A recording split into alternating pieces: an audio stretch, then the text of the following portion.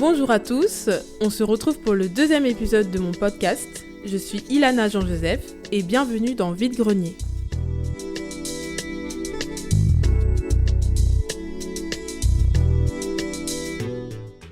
Je suis grave heureuse de vous retrouver avec ce deuxième épisode qui est totalement en accord avec l'actualité. Donc on est au mois d'octobre, vous le savez.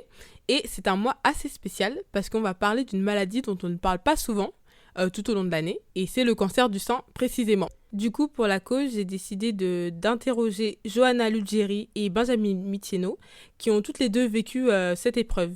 Bonjour Johanna et bonjour Benjamin. Bonjour Ilana. Donc avant de commencer notre petite discussion, j'aimerais rappeler quand même quelques chiffres. Donc d'après la Ligue contre le cancer avec l'Institut YouGov, on a eu cette année 62 000 nouveaux cas de cancer du sein chez la femme. Donc c'est quand même un nombre assez élevé. Mais heureusement, c'est quand même un cancer qui se guérit très bien. Et plus il est dépisté tôt, et plus du coup on a de chances d'être guéri. C'est d'ailleurs pour ça que c'est important de sensibiliser justement sur le dépistage et la mammographie. Et d'ailleurs, il est conseillé d'en faire une avant 25 ans, parce que même si 80% des femmes développent ce cancer à partir de 50 ans, il en existe de plus en plus qui le développent avant cet âge-là, justement. Et c'est d'ailleurs votre cas à vous, Johanna et Benjamin. À quel âge vous avez été diagnostiquées toutes les deux ? Moi, j'avais 36 ans. Ok. Et pour moi, j'avais 30 ans. Pour les voix, du coup, la première qui a parlé, c'est Benjamin. Et la deuxième, c'est Johanna. Actuellement, vous avez quel âge respectivement, Benjamin en premier ? 41. Et toi, Johanna ? 35. Vous êtes guérie maintenant, oui, vous êtes guérie. J'ai entendu dire que le traitement durait assez longtemps, donc vous en êtes où actuellement sur le traitement ? Donc moi, je finis mon hormonothérapie à la fin du mois, et c'est fini. Ok, voilà, félicitations. Et toi, Johanna ? Moi, c'est un peu plus long dans le sens où j'ai eu une pause durant mon hormonothérapie, ce qui fait que il me reste encore un bon 4 ans, 5 ans même. Ah ouais ? Ouais. Ah oui, donc une pause de combien de temps ? En fait, j'ai pris mon hormonothérapie pendant 2 ans. Ensuite, j'ai eu une pause pour faire un bébé, du coup, pendant 1 an et demi, on va dire. Et donc, j'ai repris mon hormonothérapie cette année. Donc, mon oncologue m'a dit, oui, on prolonge pendant 5 ans. Après, à voir, est-ce que c'est vraiment 5 ans même ou est-ce que ce sera moins ? Je ne sais pas. On va un peu parler de ça tout au long du podcast. Est-ce que vous pouvez un peu, chacun son tour, nous raconter un peu l'histoire autour de ça, donc de la découverte de la maladie, au moment où on vous a diagnostiqué de la maladie. Donc, Benjamin, tu peux commencer. Moi, c'était un soir, comme ça, en me déshabillant, j'ai découvert une boule dans mon sein. Donc, du coup, j'ai été voir mon médecin traitant qui m'a prescrit une mammo, une écho. Effectivement, en fait, il y avait une suspicion. Donc, comment c'est ? ACR4, voilà. C'est la taille... Oui, c'est comment dire ? C'est un peu le grade. Degré, voilà, ouais, c'est ça, le grade de la tumeur, en fait. Et ACR4, c'est suspicion de cancer du sein, quoi. Voilà. Donc, du coup, mon médecin traitant m'a conseillé d'aller à l'Institut Curie. Donc, c'est l'hôpital qui s'occupe de tous les cancers. Et de là, j'ai fait une biopsie. Et c'est là qu'ils m'ont décelé un cancer du sein. Voilà. D'accord. Et toi, Johanna, du coup Moi, c'est un peu la même chose que Ben, où moi, c'est pareil, je me le suis auto-palpée, en fait, mais vraiment de manière anodine, on va dire. Et tout de suite, ça m'a alertée. Je me suis dit, c'est bizarre, c'est pas normal. Et donc, j'ai été voir ma gynécologue. Elle-même m'a dirigée vers un radiologue qui m'a fait mammographie, échographie et biopsie. Et de là, tout de suite, les résultats, 1 semaine après, sont tombés et c'était bien un cancer. Et donc, du coup, comment vous avez réagi à cette annonce quand on vous a dit que vous aviez un cancer du sein ? Moi, j'ai pleuré. Déjà, de toute façon, quand je suis rentrée dans le bureau du chirurgien, j'ai vu la boîte de mouchoirs, je savais qu'elle allait m'annoncer que j'étais malade. Et du coup, quand elle m'expliquait, surtout que mon cancer était agressif, donc il fallait que je me fasse opérer 4 jours après. Et quand elle m'expliquait, je n'entendais pas, en fait. J'étais tellement ailleurs, sous le choc, j'arrivais pas à y croire. Et puis de là, j'ai commencé à pleurer. Voilà. D'accord. Et toi, Johanna? Moi, c'était... Disons que je m'étais un peu préparée, on va dire. Enfin, j'avais voulu anticiper dans le sens, je me dis, de toute façon, ça peut être ça, mais si c'est pas ça, c'est bien. Mais au moins, si c'est ça, au moins, je suis prête et je me dis, c'est un cancer, quoi. Et donc, j'étais dans le bureau avec ma mère et mon mari, du coup, maintenant. Et quand elle nous a annoncé ça, j'ai entendu, un peu comme Ben, mais est-ce que j'ai assimilé tout de suite ? Non, je pense pas. Je pense que sur le moment, t'es... Ah, ok. Donc en fait, là, j'ai un cancer. Ouais. Donc vous avez vraiment pas réalisé, c'est plus tard Ouais, c'est beaucoup plus tard, une fois que vraiment les traitements sont... traitements, ouais. Ah, d'accord. Enfin, voilà, qu'on rentre dans le processus de traitement, que là, tu te dis, ah ouais, en fait, là, je suis en train de Les me faire effets soigner secondaires et pour tout, un cancer, quoi. Voilà. Ouais. Et donc, vous étiez toutes les deux accompagnées de vos proches. Comment ils ont réagi à cette annonce, eux ? Mes enfants étaient tristes. Je venais d'avoir des jumeaux en plus d'un an. Donc c'était un peu compliqué. Eux, ils réalisaient pas puisqu'ils étaient petits. Et puis mon conjoint aussi qui m'a beaucoup soutenue durant tout ce temps. Donc, et ma famille.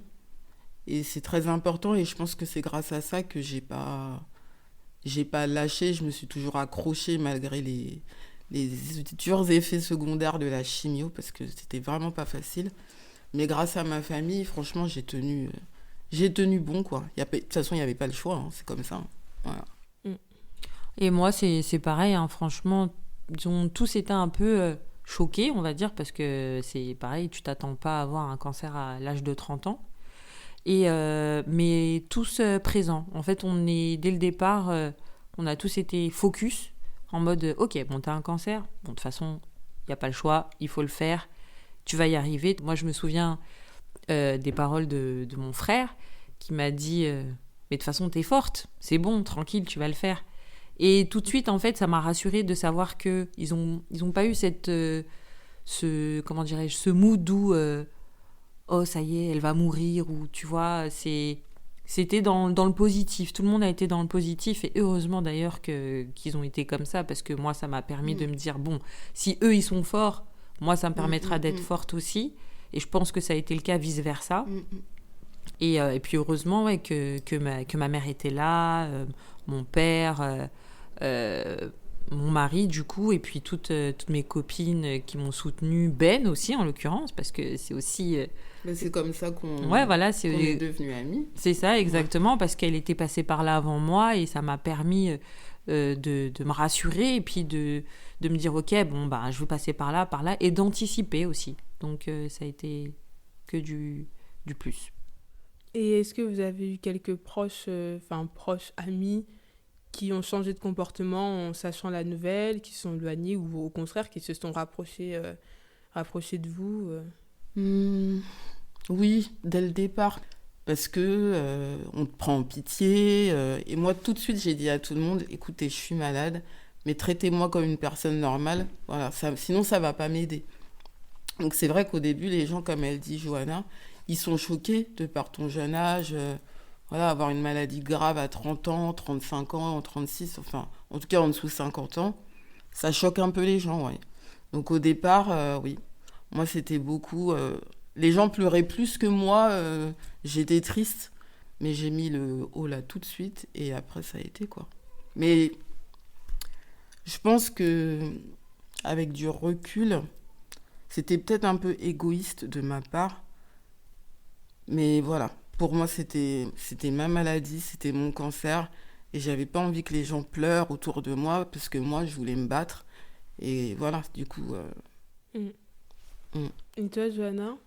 Moi, non, il n'y a pas eu de changement de comportement. Et justement, moi, ça m'a permis de fortifier des amitiés, parce que je me suis dit, ah ouais, en fait, mais t'es grave entourée, quoi. Tes potes, elles sont là pour toi, des sœurs qui sont, enfin des filles qui sont devenues des sœurs maintenant, des copines, vraiment, je sais que si elles ont été là pour moi elles étaient déjà là avant, elles étaient là pendant la maladie, et je sais que ça va être des amitiés qui vont durer pendant des années. Mais c'est là qu'on se rend compte qu'ils sont les vrais, quoi. Ah, c'est ça. C'est clair. Franchement, Ouais. là, le dicton, il porte vraiment bien son nom, parce que là, c'est là qu'on a vu les vraies amitiés, et non, moi, ça n'a pas bougé, en tout cas. Un peu comme toi, hein. J'ai 2-3 personnes aujourd'hui, j'aurais jamais cru. Et on est vraiment devenus... ça a fortifié, quoi. Ouais, vraiment. c'est ça. Et donc, est-ce que vous pouvez un peu m'expliquer les traitements que vous avez eus chacune? Je ne sais pas si vous avez eu le même. Mais... Pratiquement, en fait. Pratiquement, oui. Ouais, on a eu à quelque chose près où toi, tu as commencé par la chirurgie. Voilà, moi j'ai commencé par la chirurgie. Ensuite, il fallait attendre 3 semaines parce ils m'ont prélevé les ganglions sentinelles pour voir si mon cancer était métastasé. Donc, c'est des ganglions sous le bras. Donc, après, quand ils ont fait la biopsie, donc pas de métastase. Et après ça, j'ai commencé la chimiothérapie 1 mois après, il me semble, ouais. Donc, j'ai eu 6 cycles de chimio. Les 3 premiers, donc c'était un cycle où... là où tu perds tes cheveux, tu perds tout, tes cils, t'as maigri, t'as des nausées et tout ça. Et le 2e cycle, le Taxotere, ça s'appelait. Alors lui, les effets secondaires, je crois que c'était... Tu l'as eu aussi ? Ah, ouais. Ah, c'était le pire. Ah ouais, c'était quoi comme effet secondaire? Courbature, mais comme une personne qui a des rhumatismes en permanence, tu peux plus marcher, tes ongles ils sont noircis, mais c'est surtout l'effet dans le corps, quoi, des courbatures, la fatigue et tu peux même pas t'étirer, je sais pas comment tu l'as ressenti. Ouais, toi. en fait, tu vois, quand t'es grippé, Ouais. et ben, t'es pas bien, t'as mal partout, le corps il fait mal, t'as l'impression d'avoir fait du sport pendant 1 semaine. Et ben, c'est la même chose, mais fois 10 000. Oui. C'est exactement ça. Et donc, moi, comparé à Ben, donc moi, j'ai fait d'abord la chimio. J'ai eu 8 séances, toutes les 3 semaines à peu près. Donc, en gros, ça a duré quoi? Environ 5 mois en totalité. Ensuite, j'ai eu la chirurgie, où on m'a juste fait ce qu'on appelle une tumérectomie. Donc, c'est-à-dire qu'on m'a juste retiré la tumeur, parce que grâce à la chimio, en fait, ça avait beaucoup diminué la masse. Et donc, en fait, le but, c'était de retirer les cellules qui n'avaient pas pu être retirées avec la chimiothérapie. Et ensuite, venait la radiothérapie, où là, c'était, je crois, il me semble, 28 séances de Oui, radio. on a eu le même... Voilà, c'est ça. Et ça, c'est... franchement, ça, c'est indolore. Ça fait vraiment pas mal. T'es allongé sur une table. Et en fait, on t'envoie des rayons dans le sein pour justement retirer ces dernières petites cellules qui, elles, n'ont pas pu être retirées par la chirurgie et la chimio. Et pour être sûr que tout le cancer ne soit plus dans le sein, quoi.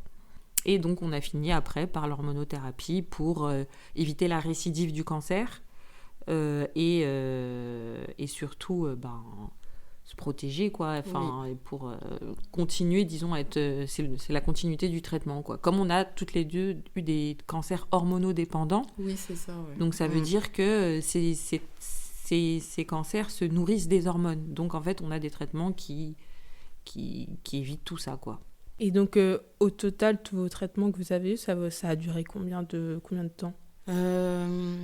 Donc moi, j'ai été opérée 2 fois.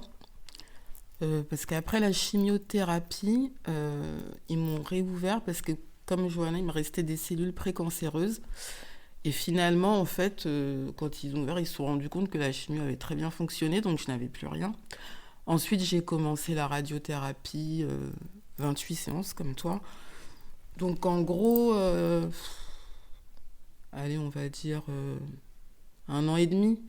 Parce qu'on avait une injection aussi. On avait une forme de chimio, mais par intraveineuse, pendant 18 mois, qui s'appelle l'Herceptine. Donc, en gros, les traitements, moi, j'ai commencé en mars 2019 et j'ai fini en mai 2020. Et toi, du coup, t'as fini... Moi, j'ai commencé ma première chimio en mai 2020. Et j'ai fini tous mes traitements en février 2021, du coup.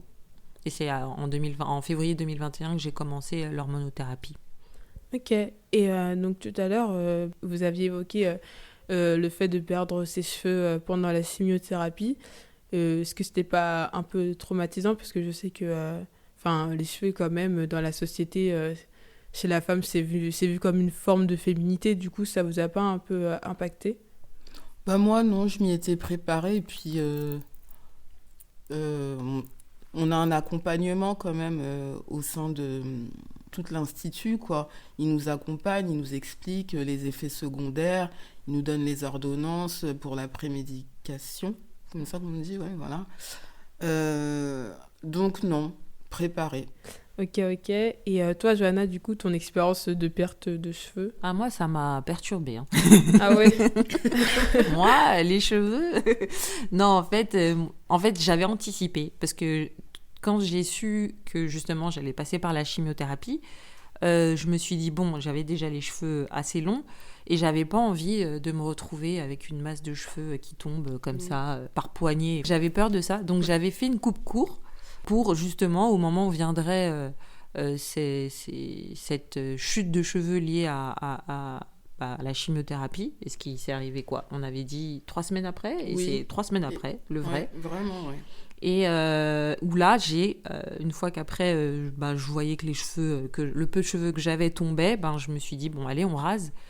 Mais le fait d'être passée par cette étape où je coupais déjà un peu les cheveux, ça a atténué, en fait, le fait de devoir raser. J'ai fait progressivement et du coup, j'étais moins... Ça m'a moins perturbée que si je me retrouvais avec une touffe de cheveux sur l'oreiller, quoi. C'est mieux de se conditionner dans ces moments-là, parce que sinon...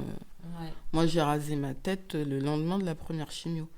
Pareil, je voulais pas avoir une masse de... Et même le peu de cheveux que j'avais à ras, il tombait. Quand je me lavais, j'en avais plein les mains, donc... Et puis, voilà, c'est vrai, comme tu dis, dans la société, d'avoir des cheveux, c'est la féminité, c'est ce qui peut représenter parfois une femme. Et j'avais un peu cette appréhension de me dire, mais mince, comment je vais faire? Est-ce que je vais pouvoir sortir dehors avec le crâne à l'air? Les gens, ils vont me regarder, ils vont se retourner sur moi. Et au début, je portais beaucoup de foulards. Ouais. Et c'est des choses, j'avais beaucoup anticipé aussi. J'avais acheté des foulards, j'avais acheté des turbans, je regardais des tutos et tout sur YouTube pour savoir faire des beaux turbans, quoi. Et puis au final, tu te dis, de toute façon, fuck, hein. Mais toi, c'est bien parce que t'as assumé, hein. Moi, j'ai pas assumé d'être sortir dans la rue. Je l'ai fait une fois et je me sentais pas bien. Franchement... Du coup, j'ai mis des perruques. Après, j'assumais plus quand j'étais en famille. Ah oui, pareil, à la maison, ça me dérangeait pas. Tu vois, avec ma famille, quand on faisait des réunions, tout ça, j'enlevais mon bonnet, j'enlevais mon foulard, justement. Et là, tu disais, ouf, ça soulageait limite, tu vois. Tu te dis, je peux respirer, là. Avec la perruque, je me souviens, il faisait 40 degrés l'été. J'en pouvais plus. L'avantage, c'est qu'on n'avait pas besoin de s'épiler, d'ailleurs. Ouais, ça, c'est sûr. T'as plus de poils nulle part. Mais du coup, même les sourcils, vous en aviez plus non plus? C'est ce que j'ai perdu en dernier. Les sourcils? Les sourcils, ouais. C'est vrai. Ouais, c'est vrai. Les cils aussi, à la fin. Ouais. Ça aussi, ça m'avait perturbée aussi, parce que moi, j'aime trop... moi, je trouve que les sourcils, c'est genre l'expression, tu vois, du visage. Comment tu sais quelqu'un est fâché si... tu vois? Est-ce que vous pouvez me dire ce qui a été le plus dur pour vous pendant cette période-là de traitement? Physiquement parlant ou moralement ou... Les deux, les deux. Oui, c'est sûr, des fois, moi j'avais des coups de mou, oui, parce que en fait, les effets secondaires te rappellent que voilà, t'es malade et tout ça. T'as plus la même pêche, t'as plus la même dynamique, donc c'est pas toujours évident d'avoir le moral, quoi. Voilà, on s'accroche, en tout cas personnellement, moi je m'accrochais beaucoup. J'essayais de sortir beaucoup. J'avais une amie qui m'emmenait au resto tous les lundis, donc ça me faisait beaucoup de bien. Mais c'était pas toujours facile. Après, on est humain, hein, donc... Moi, en fait, je pense que ce qui a été le plus dur, c'était plus le fait de rester à la maison et de pas aller travailler. Parce que déjà, en plus, ça a été pour moi mon premier vrai arrêt de longue durée comme ça. Et de plus avoir cette activité... entre guillemets, où tu sors, tu vois les gens, enfin, le simple fait d'aller au travail, de penser à autre chose, en fait, ça m'a un peu saoulée, on va dire, tu vois. Et ouais, je pense que ça a été un peu dur pour moi. Et puis, bah, forcément, les effets secondaires qui te rappellent, en fait, que t'es malade, quoi. Faut pas oublier que t'as un traitement que t'es en train de suivre. Donc ça, c'est vrai que ça a été un peu dur. Du coup, dans ces épreuves-là, est-ce que vous aviez quelque chose ou quelqu'un qui a fait que vous avez tenu? Quelqu'un, moi je dirais ma famille. Hein. Ma famille, ce qui me chagrinait, c'est que je pouvais pas trop profiter de mes petits garçons que je venais d'avoir. Donc je leur cédais tout, quoi. Tout, j'avais pas de force et tout, donc ils faisaient beaucoup de bêtises. Et c'était compliqué après une chimio. Mais ça me chagrinait de ne pas pouvoir bien profiter dans le début de leur vie, quoi. Et puis voilà. Hein. Et sinon, bah oui, les médicaments, ça soulageait bien quand même. Il y en avait certains qui étaient pas mal. Hein. Moi, ce qui m'a permis de tenir, entre guillemets, c'est... J'écrivais beaucoup. Et en gros, je me suis mise à mettre toutes les émotions que j'avais sur papier et raconter un peu mes journées, mes moments de séances, de cycles de chimio ou autres. Et puis forcément, oui, ma famille et mon mari, franchement, non, heureusement qu'ils étaient là, heureusement qu'on a bien été entourés. Et donc là, actuellement, vous êtes sortie de la maladie. Est-ce que vous vous considérez comme totalement guérie ? Oui. Après, il y a toujours des petites bribes qui restent. Moi, je me sens pas comme j'étais avant le cancer, quoi. Je me sens différente physiquement, même dans la tête. Donc, mais sinon, oui, je suis totalement guérie. Vraiment, là... Mais ça prend du temps. Moi, il a fallu 3 ans, presque 4, pour vraiment me sentir... beaucoup mieux, quoi, physiquement, je parle. Parce que l'hormonothérapie, ça a beaucoup d'effets secondaires, notamment la fatigue. Ça peut provoquer des kystes aussi. Moi, j'ai eu ça, des kystes. Beaucoup de dépression aussi. Mais ça dépend des femmes. Moi, en tout cas, c'est ce que ça m'a fait. L'hormonothérapie, ça m'a pas fait du bien. Voilà, ça m'a pas fait du bien, en tout cas, les 3 premières années. Et toi, Johanna ? Moi, là, oui, on peut dire ça. On peut dire que je suis guérie. Après, je me sens pas totalement loin de cette maladie parce que moi, je poursuis encore l'hormonothérapie. Donc, prendre le petit cachet tous les jours comme ça te rappelle que t'as toujours, en gros, le cancer qui plane au-dessus de ta tête. Mais voilà, c'est vraiment ce côté-là. Et puis aussi, parfois, quand tu dois faire tes contrôles de mammo tous les ans où tu te dis tu croises les doigts pour que tout aille bien. Quand j'entends écho, tu vois, je me dis ok, c'est pas... Et puis même à chaque fois on a un rendez-vous annuel avec l'oncologue, dès que je rentre dans l'institut, j'ai fait une crise d'angoisse. Comme j'y suis tellement allée, ça me rappelle des mauvais souvenirs. Je fais toujours une petite crise d'angoisse dès que je rentre dans l'hôpital. Je sais pas pourquoi. Après, oui, c'est le traumatisme. C'est vraiment... une fois, je n'arrivais même plus à respirer. Hein. Il m'a fallu au moins 10 bonnes minutes avant de rentrer, de ne pas pleurer et tout ça. Mais ouais, après, il y a toujours quelque chose qui rappelle. Hein. C'est vrai que...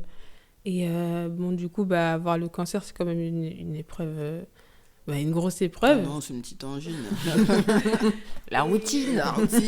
Mais du coup, je suppose que ça vous a changé. Est-ce que vous avez remarqué des changements en vous, que ce soit des changements physiques, mais même des comportements, justement, que vous avez acquis juste après ça ? Si, forcément, tu deviens t'es une autre personne, déjà physiquement, parce que le corps n'est plus le même. Je pense qu'on a pris un peu cher. On a pris un peu cher avec tous les traitements qu'on a subis. Donc forcément, tu te dis « Ah ouais, quand même, mal de dos, là. » Bon, ok, je suis plus si jeune, mais quand même. Mais non, tu sais que autant physiquement que que mentalement, ouais, t'es plus la même personne. Ça change d'avoir... je pense qu'il y a eu une vie avant et une vie après le cancer. Dans les antécédents, maintenant, quand tu vas chez le médecin, on te dit, vous avez des antécédents ? Ouais, ben, j'ai eu un cancer du sein. Ah bon, machin. Donc voilà, c'est ça, quoi. Ah oui, ça change totalement. Moi, je suis plus du tout la même personne. Plus du tout, je vois la vie autrement. J'ai même l'impression d'avoir mûri. Je sais ce que je veux dans ma vie.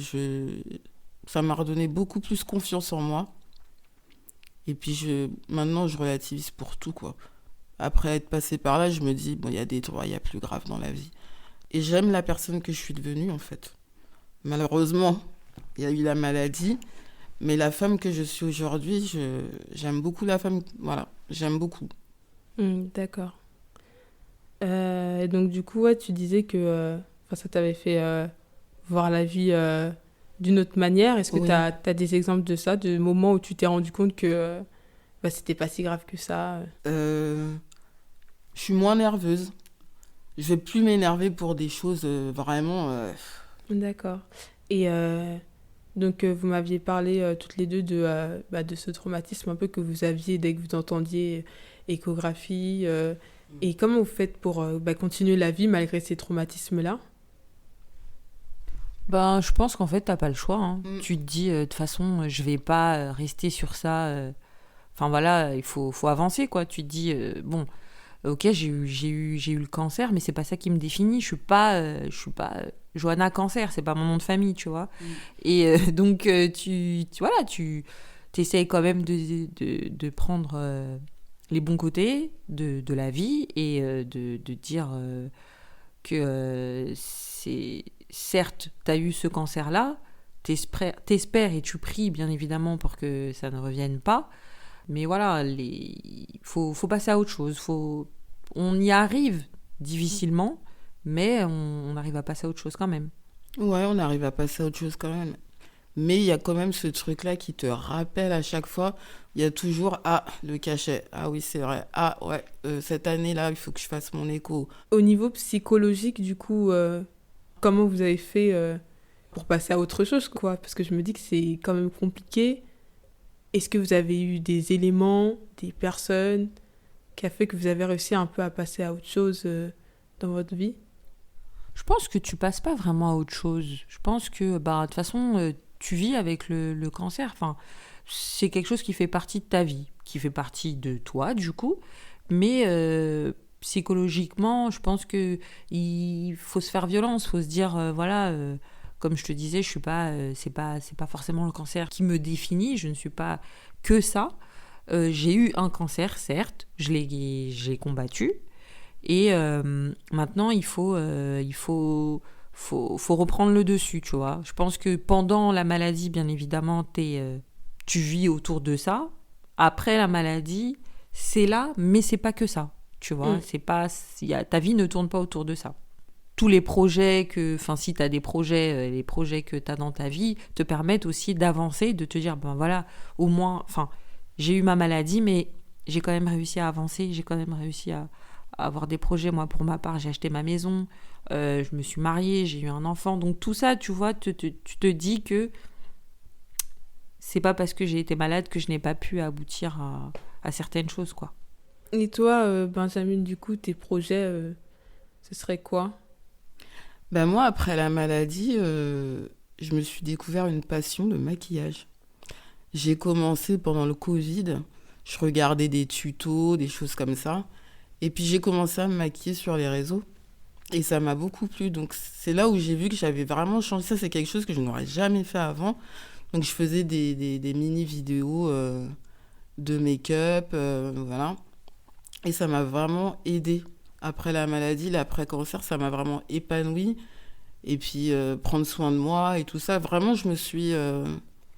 Tu t'es redécouverte, on va dire. C'est vraiment quelque chose qui m'intéressait pas du tout avant. Vraiment pas. Les réseaux comme ça, à part mettre 2-3 photos de moi et mes enfants ou mon mari, voilà quoi. Mais non, j'ai découvert ça, faire des montages, des choses comme ça. Ça m'a beaucoup plu. J'en ai même fait une formation, community management, Photoshop, et puis une formation pour être make-up artiste. Voilà, donc ça m'a aidé personnellement. Après, il y a la famille aussi.